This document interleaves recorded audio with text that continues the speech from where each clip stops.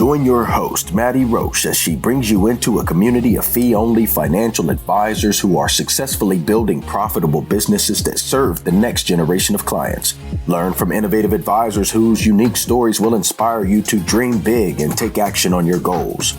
Are you ready to live your best life and help your clients live theirs? Then you're in the right place. Hello, and welcome to this episode of XYPN Radio. I'm Maddie Roche, your host. I'm excited to have XYPN member Lamar Watson, owner of Dream Financial Planning, a fee-only firm out of Reston, Virginia, on the show with me today. Lamar started his career in this industry before he even went to college. He was an avid follower of the stock market and reader of Warren Buffett. While he was in college, he secured an internship at what he describes as a very diverse Scottrade branch, where he received valuable insight, training, and mentorship in this industry. Lamar walks us through his career, how he pitched himself in an interview before he even graduated from college, how he climbed the ranks as the only Black advisor on the professional side of one of the largest wealth management firms in the nation, and why finally he decided to open up his own RIA.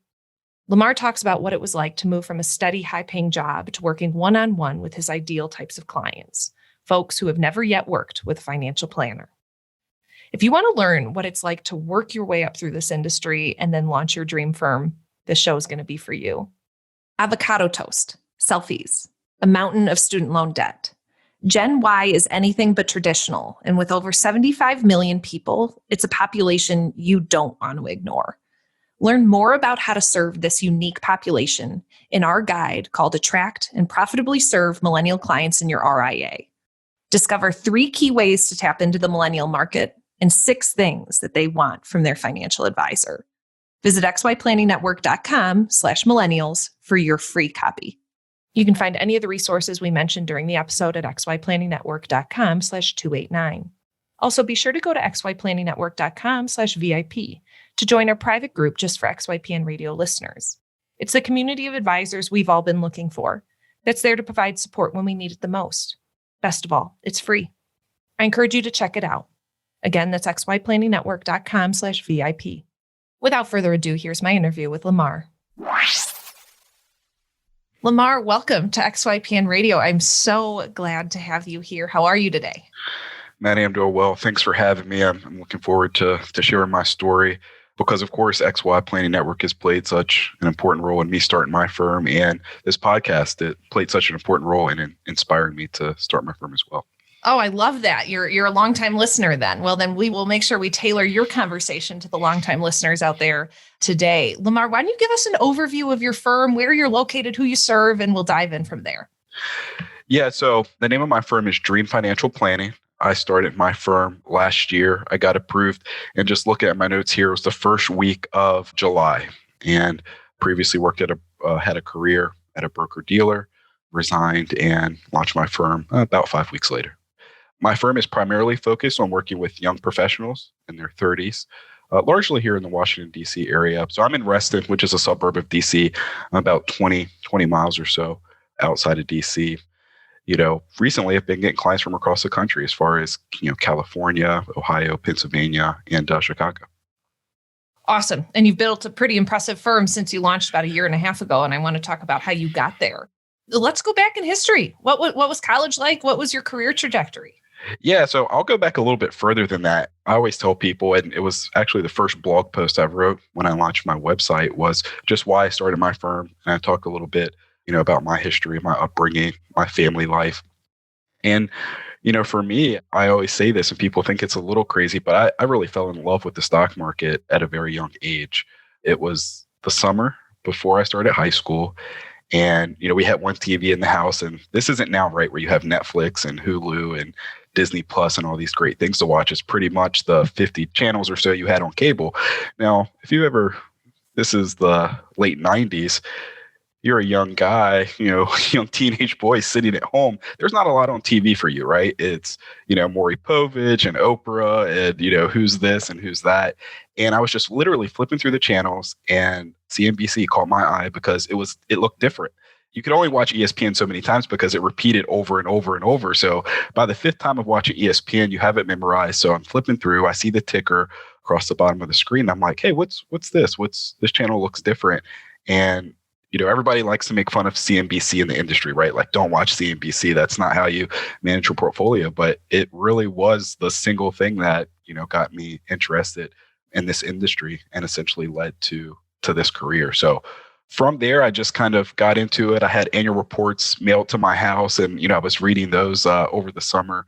And that really kind of drove my, life from that point. So, went to high school. I was a varsity athlete as a freshman and did some things. I did chess club 1 year and actually took a little different track from a lot of people.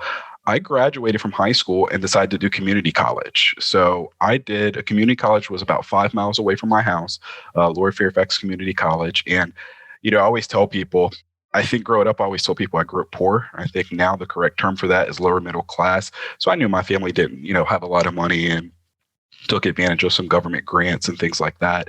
Went to community college for 2 years. And then I was like, where do I want to go? Where do I want to go for college? And so I looked at some of the great colleges in our state, the state of Virginia, Virginia Tech and UVA, James Madison. And I was like, well, I was raised in a rural area. There wasn't a lot of job opportunities for what I wanted to do. So I was like, hey, let's look to the Northern Virginia, the DC area. And that led me to going to George Mason. So I went to George Mason, started studying finance, and I'll come back to that a little bit later, but wanted to be a finance major. And more importantly, I got my first job in the industry as an intern at Scottrade, at a great branch office there that was really close to campus. And that really kind of springboarded me, into where I am now with my own firm. Wow. An internship at Scottrade in college. What a valuable experience to have. What kind of stuff were you working on? Yeah, I was basically the receptionist. It was, I always tell people it sounds great. It looked great on a resume. And I'll talk about how that led to my first, real job, quote unquote. It was a great experience. And, I think one of the things for me that I was always worried about is, I grew up in a rural area. It was predominantly white. Most of the Black people that I saw at school were either related to me or close family friends. And so, my fear was, it's like, well, I'm going to go here, and just knowing that the industry wasn't very diverse, I'm just like, how am I going to fit in, just from a cultural perspective? So I was really worried about that. So I walk into this office, and it was just a beautiful thing to see. The branch manager, who's a great guy who I actually just ran into not too long ago, he was a white guy, but he was Irish, and he had a very heavy Irish accent. So it just kind of put you at ease. But I think out of the 5 people in that office, the 5 brokers, it was the branch manager who was Irish. There were 2 Black guys. There was an Asian American woman. And I just went in and I was like, from everything I've heard about this industry, I didn't think this is what I was going to see at all. And it was just a wonderful experience. And to be honest, I was making $8 an hour. It wasn't about that for me. I was just happy to be in an environment where, I could be around people that were talking about the market, talking to clients. I actually got in trouble a few times because by this stage, I'm 20 years old or so, and I've been trading pretty actively in my own account. I'm trading like call options, put options, and had a good background in options. So sometimes clients would ask me options questions, even though I wasn't licensed, and I'd kind of be like, oh yeah, and then they recorded all the calls in the branch. And the branch manager was like, hey, you answered this question and you weren't supposed to. I'm like, well, did I tell him the wrong answer? He's like, no, you had it exactly right. But, that's not the point. But, that being said, they were really supportive. But I didn't do anything really, really sexy there, so to speak. It was answering the phones. It was one of the top 10 branch offices in the entire Scottrade system at that point. So we were very busy. And most of the branches in the Northern Virginia area actually opened out of that office. And so we had other branch managers come in. So I'd be training people that were going to be branch managers just because our volume was so high. I mean, we got hundreds of calls a day. I answered literally probably 150 calls a day. So it got me really comfortable on the phone, talking to people. And really, it was just a great learning experience. But I answered phones. I filed paperwork. We're at Scottrade, we were at an age where we were doing everything digital. So we were filing a lot of paperwork, mailing out checks, and really just good administrative work. Wow. Awesome experience. And from there, did that translate into a full-time job post-college? Well, I actually started my first real full-time job before I graduated college, which was interesting. So what happened was there was a woman who worked at Scottrade. She had worked with a large wealth management team here in Northern Virginia. And she had left that team and came to Scottrade. And then she was at Scottrade for a while. And then she went back to that team. So she had informed me that they were looking for, essentially, a junior advisor. And I'll talk about that team in a little bit. But what was interesting for me is I love Scottrade. I was making $8 an hour. I wanted to get licensed. I was like, look, I know this stuff inside and out. You guys know I know it inside and out. Like, if you just get me licensed, I'll finish up my degree at night, because George Mason is a commuter school. So they had a lot of night classes where you could still take, and I was taking a full credit load, right? I'm taking 16 credits. I'm working, 30, 35 hours a week. And the branch manager's like, no, that's not the way we do things. We love you, but, we're not going to let you do that unless you have a college degree. So I was really upset. And, one of the black guys there who was kind of the assistant branch manager, who was kind of a mentor for me, was like, hey, I was presented with this opportunity to go interview with this other firm. And, he knew about the firm. It was a well-known team within the DC area. They had a local radio show. And so he kind of told me, about what their philosophy was. And I went and interviewed with them, right? So I filled out my resume. I never had like a real resume before I did a resume for Scottrade. That was the first, real one. All my other jobs were, McDonald's or working at the mall or something like that. So I go in and, as I mentioned, my humble upbringing earlier. So I go into this office and it was just a beautiful office. Everything was beautiful. The team was managing about a little under $2 billion. So I go in. The interview was after hours. So, the office closed at 5. I think I got there about 5:15. So the guy who would become my boss later, kind of spoiling where this story's going to go, right? He comes in the conference room and, he's wearing I'd never had an expensive suit, but I could tell he was dressed very well, had a nice, it like fit perfect. I was like, hey, where did the guy get this suit? Like, it fits perfectly. And so I'm just kind of blown away, right? And I'm kind of like, okay, like, don't mess up. What my mentor from Scottrade had told me was like, hey, when you go to this interview, like, I don't want you to take this the wrong way, but you're pretty cocky. And not just generally speaking, but like about the stock market. And I'm like, well, I have a lot of passion for this. I've been doing this for 16 years. Like, it's not like I'm just making stuff up. I've been reading annual reports on companies since I was like, 13, 14. Like, and he's like, I know. And your stuff. Nobody's saying that you don't. But just, when you go in here, like, you understand the financial advisor world has a lot of egos. So he's like, that's going to rub people the wrong way. Just, go in, be humble, be respectful, answer your questions. And I think you'll do well. So I sit down, and the first thing that comes out of his mouth is he's looking at my resume, which I don't think he had looked at before I got there. And he goes, oh, so when did you get licensed? And I'm like, well, I don't have my license. And so I'm just kind of like laughing. And I'm like, what? I sent my resume in like weeks ago. Why is it somebody looked at this? How come, I'm being asked this question? And I'm kind of like, okay, well, is this interview over? And then so I just kind of pause, and it's an awkward silence. And he kind of goes, well, I just don't know if you're qualified to do, what we need you to do. And so what's unique about this team, and I'll come back to that, but just it's important that this team was a little different, at least what I've learned since then about the wealth management industry. So if a client came into this team, it was essentially split up into two camps. So there was a financial planning side and a portfolio management side. So there was no outsourced money management. Like that branch, we did the research on the stocks. We bought individual stocks and bonds for our clients. So every client had a portfolio manager, so to speak, who was the primary point of contact, and a CFP or financial planner. And my boss was on the portfolio management side. So it was very much, the job was going to be, assisting him, going through and manually trading the accounts, reallocating them. And so he goes, well, we manage individual stocks, and I just don't think you're qualified. So I was very offended. And so I ask as humbly as I can, I go, what will I need to do to be able to do this job to your satisfaction? And he's like, well, we build our own portfolios. We do individual stocks. I'm like, okay, I'm not going to be humble anymore. I was like, let's talk about the stock market. And he goes, what do you mean? I was like, just ask me about a company, we'll talk about it. And, at the end of it, if you think, I've answered your questions well, hopefully I can work here. And so I knew a little bit about this firm. They were large cap value managers, essentially. So kind of Warren Buffett disciples. And we just had a conversation for half an hour, 45 minutes about the stock market. Now, thankfully, most of the stocks they owned were blue chips, like well-known companies, Coke, J&J, companies that, fortunately for me, I knew very well. So we just had a free-flowing conversation. There were no notes or anything. And I know it's going well, right? So he goes, all right, after about half an hour, he's like, I'll be right back. And so he goes and gets the guy who was actually his boss and who was kind of the rainmaker and the guy that made the portfolio decision. So he comes back and they were gone for about 5 or 10 minutes. So I don't know if they strategized this or whatnot, but he essentially came back and asked me the exact same questions about the exact same companies.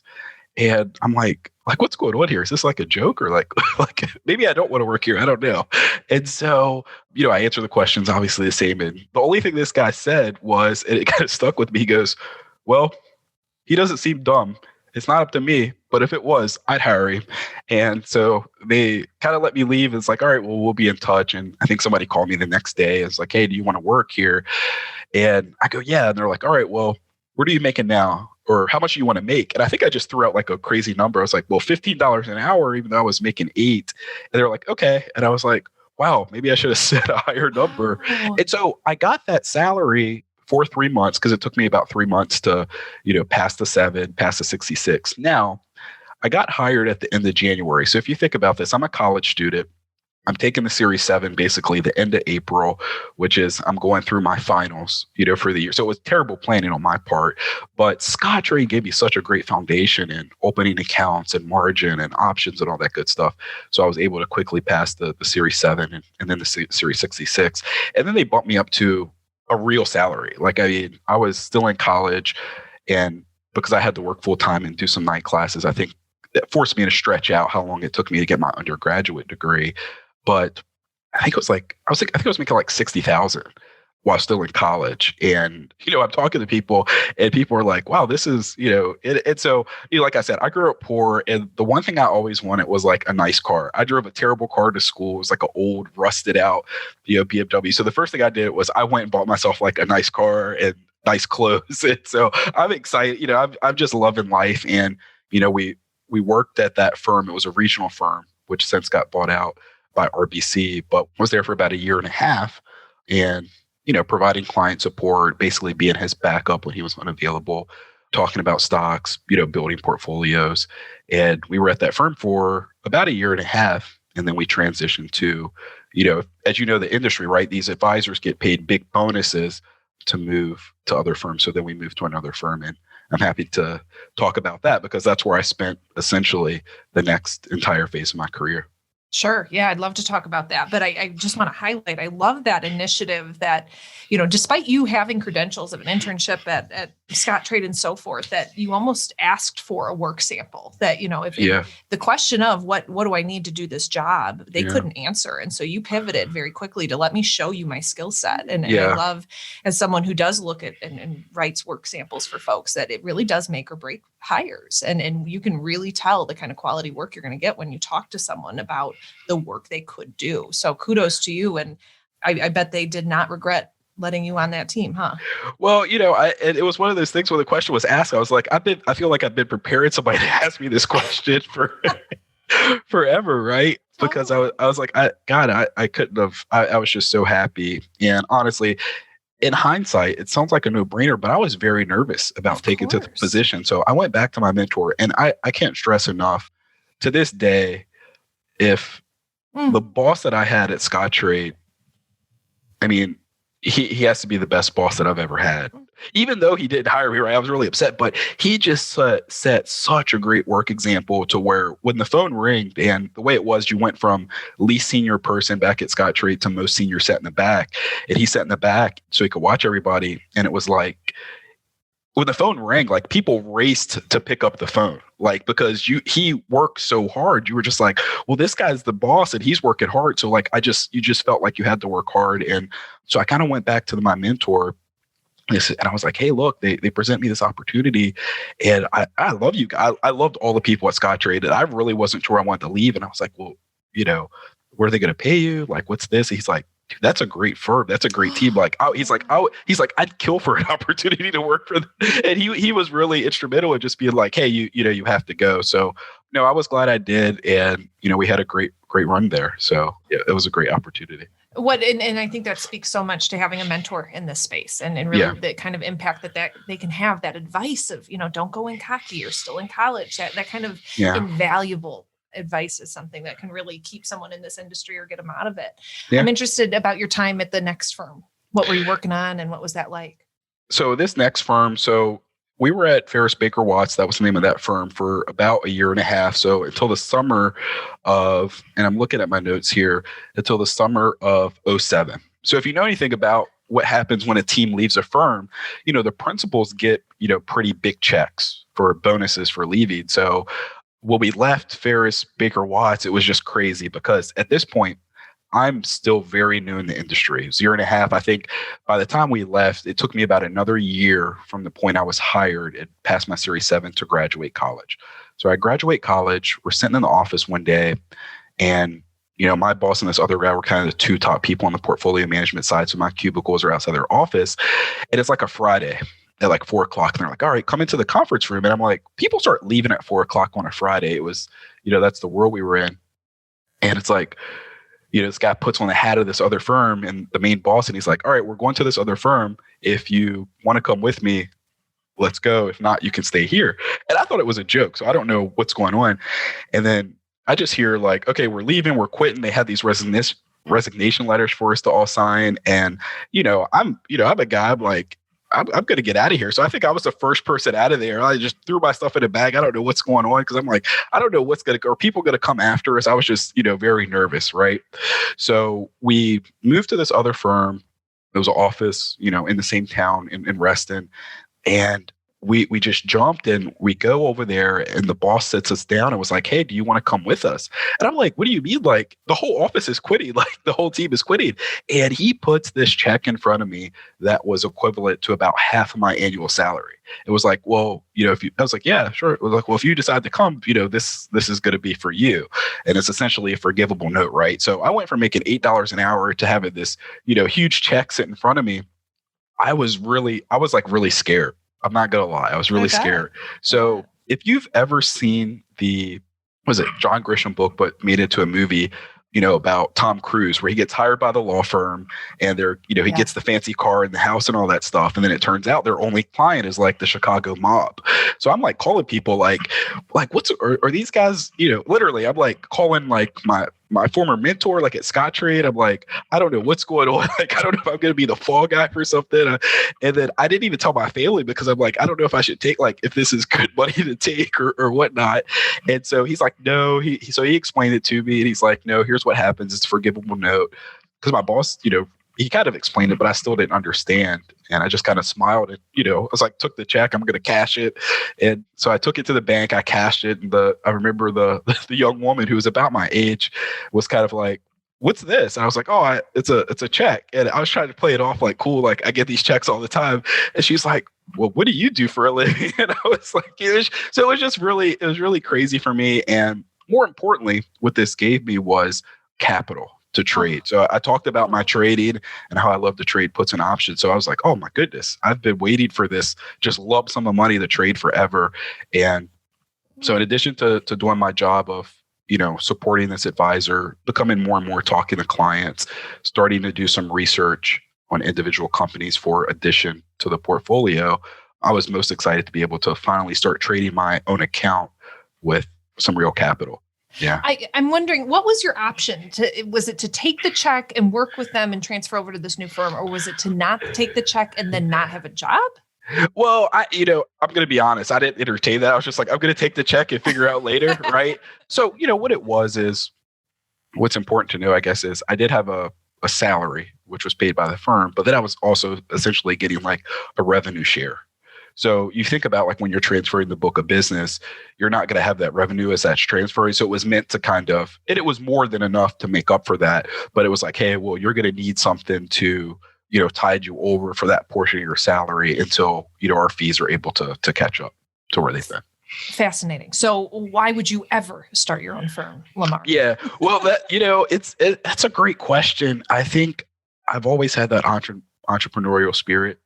From being a young kid to having my own version of a lemonade stand, which I called the corner store because our house was on an intersection in the corner, and buying stuff from the store for 25 cents and selling it for 50, to have a lawn mowing business where I got the business and charged $30 and paid other kids $5 or $10 to mow the grass.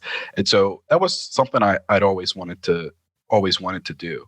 But, I was at this firm, I was part of this team, for 10 years, and we went through a lot of changes.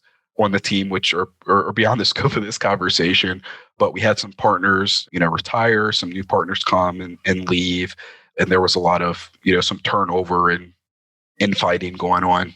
And I just got to a point where I was like, hey, I'm making a good salary. Before I left the team, I was making, by the end of that 10 years, I was making almost $200,000 a year. So I'm like, and I have to say this, there are probably some things I did that I could have done better, but I don't know if I was necessarily a favorite of the bosses, of management, but I loved my coworkers. Some of who I'm still close with. And there were two other guys who had very similar roles to me in terms of job responsibilities. And we were all essentially the same age. And I was in one of their weddings and things of that nature. So we had great relationships. And so towards the end, what really happened is there were some changes. Both of those guys left. So my two peers who I was really close with, they both left the team. And that was kind of the beginning of the end for me, because I was like, all right, well, these two guys left. I was really close with them. And, I got some more seniority. I got some more pay, which was great. But I really wanted to move into solely a client-facing role, because when I was hired, and I guess in hindsight, I didn't know what I didn't know. But when I was hired, my boss was kind of like, hey, the book was whatever, a size where it's going to continue to grow. And he was like, hey, I want you to kind of be my backup. And you've heard this before, right? The eventual succession plan. So I didn't know what this meant. I'm just like, look, I'm happy. You gave me an opportunity that Scottrade didn't give me. You're paying me a great salary. My first trip to Vegas was with my boss. And so I was appreciative of all that stuff. And I was seeing my role move towards that gradually, but maybe not as fast as I liked. So there was a point where he was my champion, or kind of should have been, but he eventually, as part of the shakeup, he eventually left as well. So I have my two peers, and then I have, my direct boss. And even then there were still some opportunities. So I just got to a point where I was like, and most of the senior partners in this firm, the people that would get promoted, are great people who I was there for 10 years. So it's, I'm not going to say it was terrible. I worked with great people. I had some mentors there, more on the financial planning side, who taught me a lot. And I'll talk about how I transitioned to getting the CFP. And it was just kind of like, well, I'm down like in my mid to early 30s. The people the spot where I want to get, those people are 40. So it was like, what am I going to do? Wait around for 25, 26 years? And it wasn't one person. It was like a whole layer of like 4 or 5 people. And so I was like, I just wasn't I wasn't seeing really a path forward for me. And even though I was excelling at my job, every review, hey, you're doing great. You're doing great. The clients, really like you. I had a couple clients who, they were all my boss's clients, right? He owned the book. But, I had some clients who would meet with my boss, and then the next day they would call me. And I'm like, you just met with him for an hour. They're like, yeah, but he was a really, really good salesperson. Like that was, why he made the big bucks. And they're like, yeah, but he gives me kind of the sales. You give me like the real, the real like story. And so I enjoyed working with the clients. And the one thing I will say is our client base wasn't very diverse. Our office wasn't very diverse. I was, for a long, long time, I was certainly the only Black person in the office. And more importantly, I was the only person on what we call the professional side of the office, as in non-administrative staff in our office. And really, when I became a financial advisor in our firm. So, I'm kind of looking around. I'm like, okay, well, we're working with retirees, right? It's the high minimum, typical $1 million minimum. And so I was just like, I started getting hungry to, lack of better terminology, to work with people that look like me, not just, other Black people, but other, my peers essentially. And that's what I was able to do with my firm. So kind of the next step for me was, believe it or not, I actually stayed with the firm, but left the team, right? So that was, towards the end of that, I started working on the CFP in secret. So nobody on my team knew that I was working on the CFP. So I started that. So I got the CFP. I wrote that down. So I got the CFP in the fall of 2017. So in the fall of 2016, I started, doing the education requirement, for the CFP, because I'm like, okay, it's time for my next phase. And I think at this point, the CFP is going to play a really important role in that. Fascinating. Was the CFP ever something that you had considered earlier in your career? Was that something that the big firm and Ameriprise ever talked about? Well, so no, it wasn't. This is actually an important point. So let me rewind a little bit. And what I always wanted to do was I always wanted to have my own hedge fund. So when I started following the stock market, becoming interested in middle school or before I started high school, I immediately, you're going to pick out big names, right? So it was Warren Buffett for me. It was Peter Lynch, the longtime manager of the Fidelity Magellan Fund, and loved his book and loved some of the early books about Buffett. So I'm like, well, I want to be one of the great, value investors like Warren Buffett, or just one of the great money managers, like Peter Lynch. So that was kind of my track, right? And so I was like, there was a couple big things around that happened for me. One was the financial crisis of 08 or 09, right? Where not only in our industry, but really financial services industry as a whole, you really saw people are like, okay, well, we don't want to be in these, Goldman Sachs. We're going to focus more on private wealth management and the big investment banks because that's stickier long-term business versus this highly volatile but profitable proprietary trade, the prop trading desks, the hedge funds and stuff like that. So that started working in my mind too, where I'm like, all right, well, if that's where the industry is going, they're going away from this hedge fund model, and maybe I'm in the right place. Maybe I'm in private wealth management. Maybe I'm in a place, where I should be, right? That was kind of one thought process. So I actually was pursuing the CFA designation, Chartered Financial Analyst, which is more for, equity research and those types of things. And I have to be honest, it was a very humbling experience for me. There's 3 levels to that. I passed level 1, came really close a couple times, but couldn't get past level 2. So that was kind of strike 2 for me. I was like, all right, well, I'm really good at interpreting information, but a lot of the CFA is like you're building financial statements, you're building this information. And I knew I could interpret it because I was having success, trading. And part of my job was to interpret this data that these CFAs put together, right? But I was like, maybe I'm not good at interpreting it. So that was something where, it told the listeners is you have to try stuff, right? I mean, if you don't push yourself, you're going to fail, but just you have to figure out what your strengths are. So I figured like, hey, my strength is not going to be a CFA. So I was like, well, maybe there's something else I could do.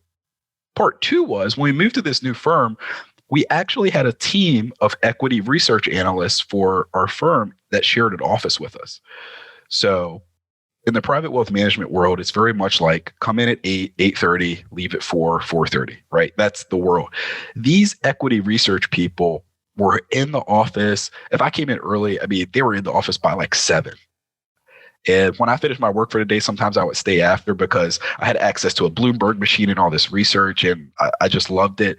And I'd be leaving the office sometimes at 7, working on some personal stuff, and these guys would still be in the office. And so I'm like, well, this is what I've wanted to do. So I was like, let me start picking their brain to figure out. And they were young, really smart guys. And, they ended up getting their CFAs and progressing. And I'm like, well, what's y'all's life like? And one, most importantly, they were making less money than me. And 2, they were working way harder than me. So I'm kind of like, well, maybe that's not what I want to do. Right. And so, and again, I, realizing, for the listeners, like I was working with if you're looking at Barron's magazine or things like that, our top advisor on our team was ranked in that pretty regular on an annual basis. So this isn't just any team. This is one of the largest, wealth management teams in the country, at least in the broker dealer space. Right. So the final straw for me and kind of pushing me towards the CFP was we had a mutual fund that we had big holding in, and they had essentially like an investor information day where they go up and kind of wine and dine you, and you get to talk to some of the portfolio managers. And it wasn't because I was important; it was because my team owned, a big piece in it, and it was the first Eagle Global Value Fund that we owned a big position in. So we went up to this conference, and the portfolio manager of that fund was a great value investor. If there was like a Mount Rushmore of value investing, like Warren Buffett would be number 1. This guy, if he's not number 2 or 3, he's going to make the Mount Rushmore value investing, right? So I'm sitting next to, we're at a table. There's like 10 of us at a table for lunch, and I'm sitting next to a guy. We're talking about, Cisco, the tech company. And long story short, I think I made a couple points because that was a stock I did a lot of research on and thought I knew very well. So it turns out this guy next to me goes, well, what do you think about this, this, and this? I don't remember what his points were, but he was asking me questions and I'm like, I don't know the answer.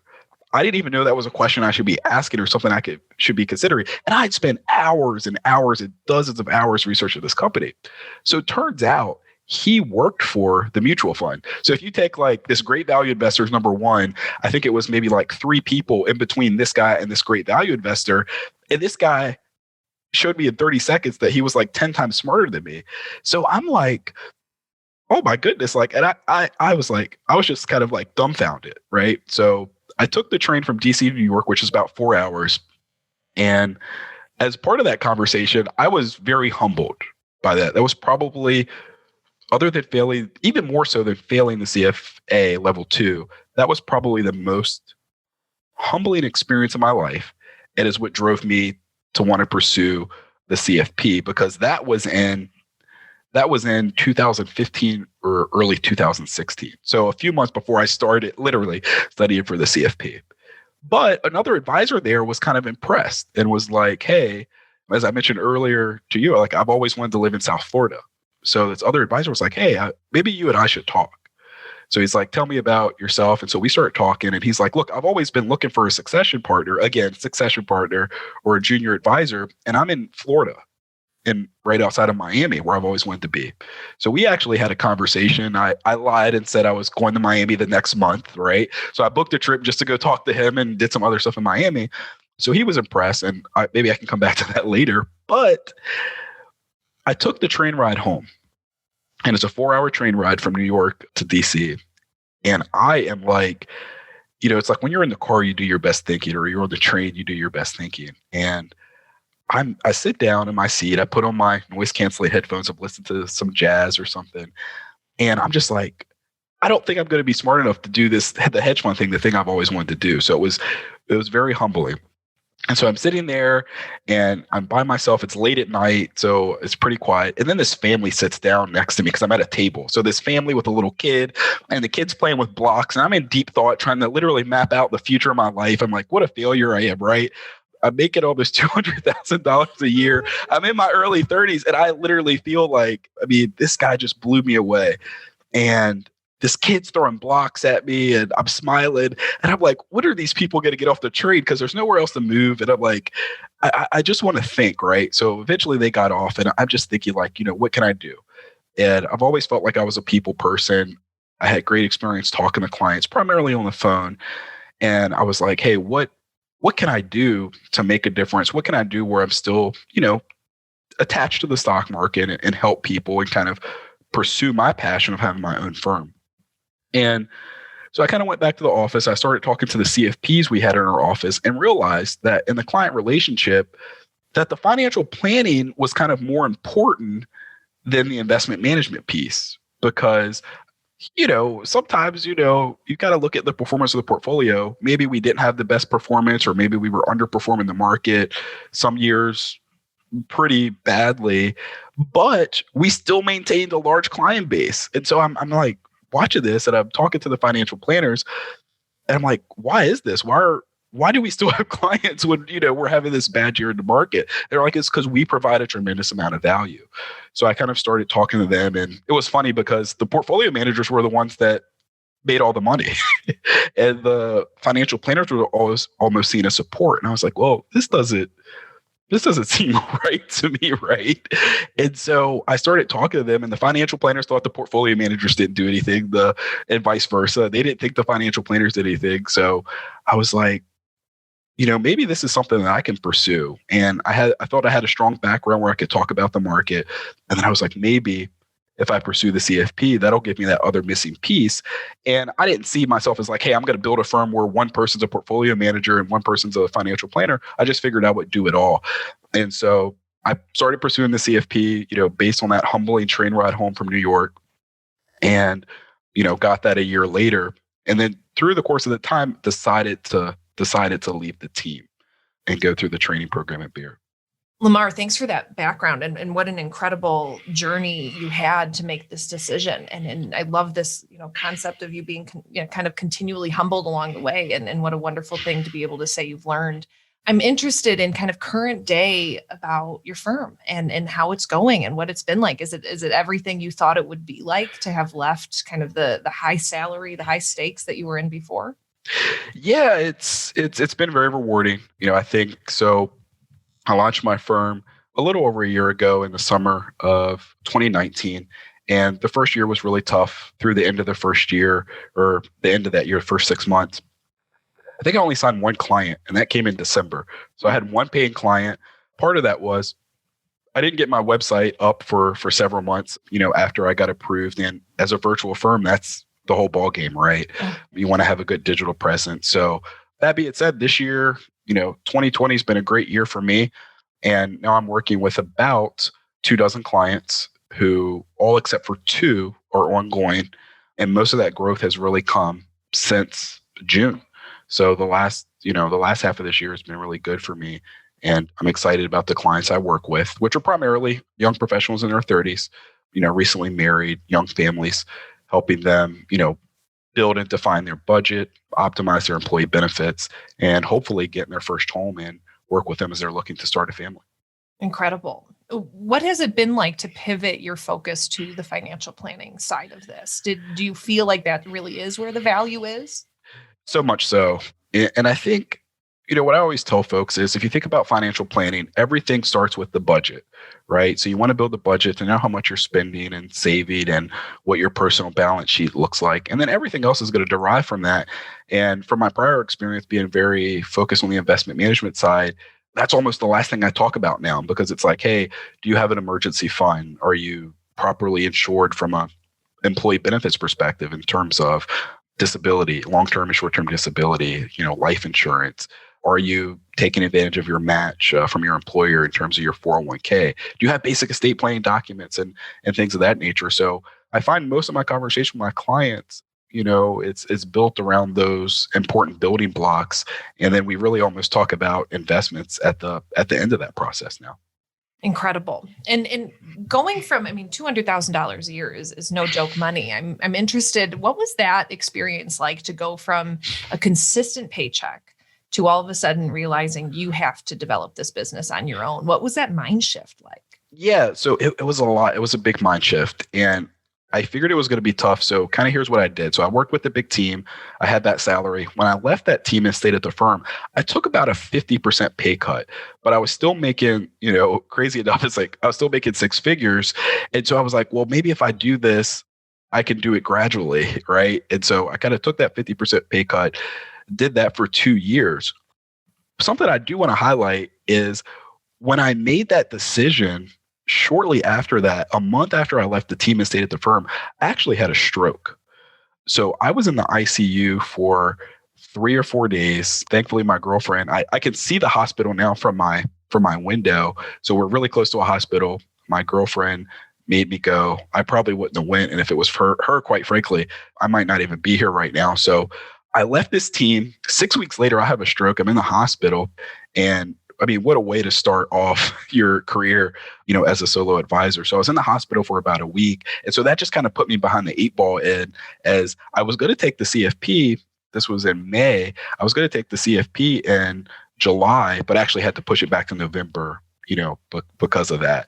So I took this big pay cut, right? And I'm like, now I'm having this stroke. So it was a really tough launch. And I'll be honest, when you're in a broker training program, you have these high sales hurdles you're going to meet. I got some house accounts, but I wasn't knocking the ball off. I'm not going to sit here and lie and say, hey, I was hitting all these targets and bringing in accounts left and right. It was a struggle. So to the listeners out there that are in the broker dealer world that have these sales hurdles to meet, it's tough. And I understand that it's tough, but because I had the good salary, I was able to put myself in a position, to have enough of a cushion. And more importantly, I had a girlfriend, be honest, who moved in with me and we split our expenses 50-50.